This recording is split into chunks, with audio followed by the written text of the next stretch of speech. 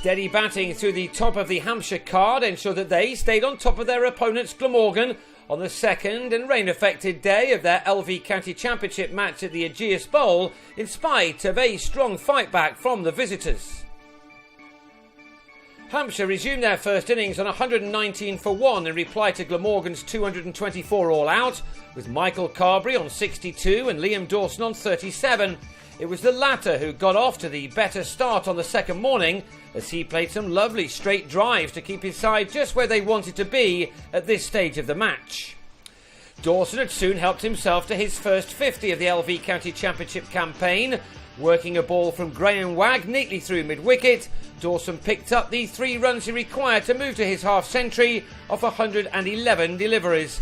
It had been a bright innings and one which was helping keep his team on top after the good work provided by the Hampshire bowlers on the opening day.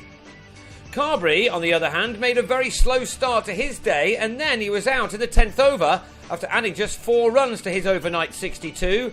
He connected well enough with his drive off Jim Allenby, but he placed the ball into the hands of Rory Smith in the covers. The players were soon off for rain, and on their return we saw what we've been witnessing all summer, the sight of James Vince hitting boundaries. He began this innings with 441 runs to his name already in the championship, and by the time he was out he'd become just the second man thus far to pass 500, Worcestershire's Daryl Mitchell beating him to that mark last week. Vince was once again in terrific form. The work he's put into his batting of late with coach Tony Middleton is clearly paying off.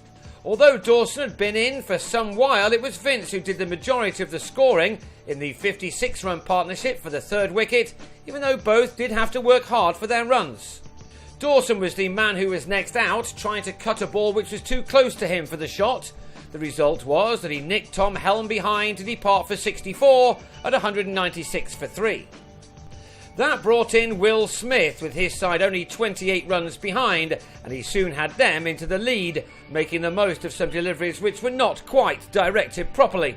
Smith has made a nice start to his Hampshire career, and he and Vince were able to add another half-century partnership.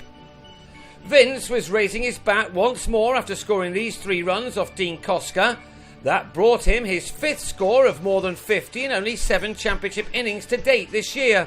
It's no wonder he's now being talked as being an England player sooner rather than later. Such stats do not lie. He'd required 90 deliveries for one of his more watchful half-centuries this season. He'd added a further 7-4 to his ever-growing tally. Vince does give a cricket ball a fair old wallop, but he also has the capabilities to bat with finesse, as all class acts do. He moved beyond 500 runs for the championship summer between rain breaks and looked a good bet to add another 100, having already scored 2 3-figure scores this year. It took a very good delivery the moment after the new ball was introduced by another one of the star performers of the season to date, Wagg. The ball jagging back off the pitch to trap Vince in front for 61 at 246 for 4 with a lead of 22. 4 more had been added to that when Joe Gatting gave Wagg his 24th wicket of the campaign with a nick to Mark Wallace, who leads the way in terms of keeping dismissals this year. That was his 23rd of the summer. Thanks to Wagg in particular, Glamorgan were just about keeping themselves in touch with their hosts. Smith was now joined by Sean Irvine, and they put on another 27 runs for the 7th wicket. Smith had made 34 when he was surprised by the bounce of this ball from Helm, which was deflected back onto the batsman's stumps. Irvine and Michael Bates then took their side to within 1 run of a 3rd batting bonus point before Allenby struck twice in an over. Irvine gave Wallace his 24th dismissal, and then 4 balls later, Matt Coles drove the same bowler to Murray Goodwin at point. Hampshire had lost 5 wickets for 53 runs in 20 overs since the second new cherry had been introduced. That 3rd batting bonus point was secured before the close, Bates and Kyle Abbott adding 31 more runs in the last 5 overs to keep their side in the box seat going into day 3. Hampshire will start that one on 330 for 8, and that puts them ahead by 106 runs, a more than handy lead at this stage. Bates on 22 and Abbott on 17 will hope to add a few more to that before Hampshire attack with the ball in search of their second win of the LV County Championship campaign.